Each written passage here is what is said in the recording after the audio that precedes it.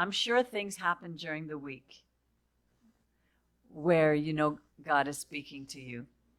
And I encourage you, like as Rabbi does, that you find the way to get up and share with us so that we can all learn from it, even if it's 2 minutes. I know many of you are shy, and it's not easy to stand up in front of people and speak. There's so many thoughts that go through our heads that it's sometimes hard to organize them. And I was thinking of Abram and what he had to do, because basically Abram had to leave home, leave everything that he knew, and go to a new place. And he didn't know what he was going to find there, but he did.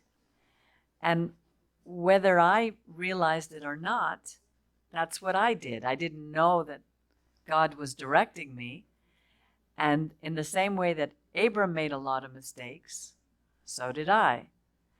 But all the mistakes, all the things that I learned over the years has allowed me to be here in this moment with you. He was the father of many nations, and in many ways, I feel like the mother of many nations. I'm old enough to be your mother. And even though I made many mistakes with my own children, I get another chance to make more mistakes with you. Exactly. I have children everywhere that I can get to make mistakes with again. But, last night we had a wonderful time at Shabbat because we had a lot of young people. And I was able to talk to some of them about things that I've learned over the years. And it's always a joy, and I'm hoping that some of my experiences will help you and them not to make the same mistakes. Last week I invited my daughter for supper, and I wanted to get something special for her. I had to go to Walmart to buy a few things. And it was almost I can't explain the experience. It was like watching a movie. I walked into Walmart, and it was packed here on DeCarry. They've redone it. It was so busy. The lines were so long, I couldn't believe it. And I felt like I was walking in the midst of all these masses of people, and somehow I was separate from them. I don't know how to explain it. It was just a feeling. And I bought the few things, and I had to get some things in the pharmacy. Now, the lineups waiting at the cash, I can't tell you how long they were. Now, for some people, like Rhonda, she can wait forever. For me, I go nuts when I have to wait. You see, even at the lunch table, it's hard to wait. But I go to the pharmacy. You too, Ben?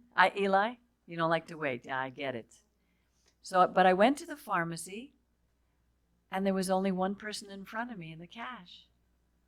And I was able, because I didn't have too many things, I was able to go through and leave. And I felt like this protective covering over me. And I said, even in the little things, God knows what I need, and He's protecting me.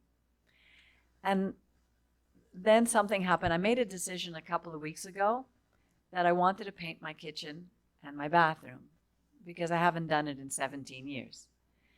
So I figured it's time.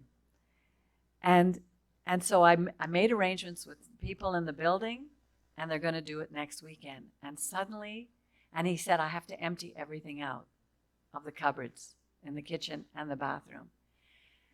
And in the midst of everything else that I do, because I have 2 jobs and I'm busy taking care of so many things, and I thought, where am I going to find the time? Why do I have to take on these projects? Why can't I be just satisfied when things are peaceful and quiet? I always have to get things moving. And then I really started to feel overwhelmed and panicking. And all the joy that I had from my Walmart experience was gone. So I went to bed and I was thinking, oh, God, help me. And then Miriam came into my mind, and I called Miriam. I said, Miriam, could you come and help me? And she said, yes. And just the thought that I was going to be able to get some help really helped me to feel peaceful. I spoke to Karina, my friend in Alberta, who's like my daughter. And And she was praying for me, and she gave me this long message on the phone, and it just helped me to know that I'm not alone. And I don't know what all this has to do with Abram, but I'm just telling you, no matter. And then the joy came back. And we have ups and we have downs, but it's like that's why it's so hard to speak, because you don't know where to end it. It's just a continuous thing of experiences. And I guess that's what Abram and Sarai went through, a continuation of experiences. But when you're walking with God, when you just are obedient to him, when you always put him first, all these experiences take on a new meaning. And you end up with joy, fear, happiness, but the joy always exceeds our fears and our problems. So I'm sure that there's much more that happened to me this week that I could share, but I just want you to know that be faithful, just in the little things. And it's amazing how he'll watch over us the way he was with Abram. So remember, I'm like your mother, so you need to listen to me. Shabbat Shalom.